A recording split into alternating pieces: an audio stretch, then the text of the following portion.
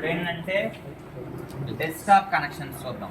Desktop కనెక్షన్స్లో మెయిన్గా ఎన్ని ఉంటాయంటే 2 కనెక్షన్స్ ఉంటాయి. ఒకటి పవర్ కేబుల్, ఒకటేమో HDMI కేబుల్. ఇది పవర్ కేబుల్, తీసింది పవర్ కేబుల్. ఇంకోటి ఏమంటే HDMI. ఈ రెండు కూడా డిస్ప్లే యూనిట్. దీనికి ఇన్పుట్ వెళ్తుంది, అవుట్పుట్ ఎక్కడి నుంచి వస్తుంది? CPU నుంచి వస్తుంది. ఇది డిస్ప్లే యూనిట్ వస్తుంది. నా ఫ్రేమ్స్ చూడండి ఇక్కడ నాబ్స్. ఓకే చూడండి, ఇక్కడ మీకు ఆల్రెడీ RS32 కేబుల్ కూడా ఉంది. సో ఇదేంటంటే అది వేరే, ఇది HDMI కేబుల్. ఓకే, సో ఇంతకుముందు ఓల్డెన్ డేస్లో ఇది వాడేవాళ్ళు.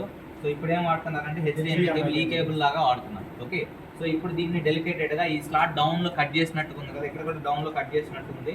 అదే ఏరియాకి ఇట్లా పంపిస్తాం. ఓకే ఇట్లా. Okay, so HDMI cable.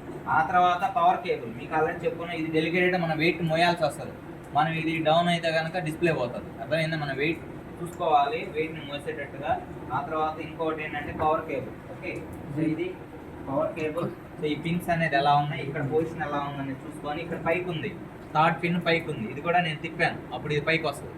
అప్పుడు సేమ్ ఈ విధంగా మనం ప్లగ్ ఇన్ అనేది చేయాలి. ఓకే, సో ఆ తర్వాత అన్ని సిపియులు, మౌస్లు, అలాగే ఇక్కడ ఏదైతే డెస్క్టాప్కి కనెక్షన్స్ అన్ని ఇచ్చిన తర్వాత మనము నేరుగా ప్లగ్ ఇన్ చేసి ఈ విధంగా.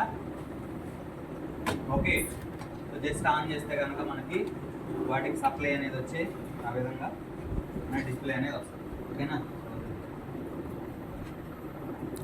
ఈ విధంగా. ఓకే, సో ఈ ప్రాసెసింగ్ జరిగినప్పుడు ఇన్పుట్ అన్నీ కూడా చెక్ చేసుకుంటుంది. Okay, so no HDMI signal from device అని ఉంది కదా, అది బ్లింకింగ్ అనేది సిగ్నల్ రీచ్ అయిన తర్వాత ఇదంతా అయినాక ఆటోమేటిక్గా డిస్ప్లే అనేది ఏ విధంగా వస్తుంది. Okay, so automatic display detect చేస్తుంది ప్రాసెసింగ్. వెంటనే ఇది ఇవ్వగానే సిగ్నల్ ఇది ఇవ్వదు కదా, ఆ తర్వాత కాసేపు ప్రాసెస్ అయిన తర్వాత డిటెక్ట్ చేసి HDMI, ఆ తర్వాత డిస్ప్లే అనేది మనకి దీంట్లో వస్తుంది. ఓకే.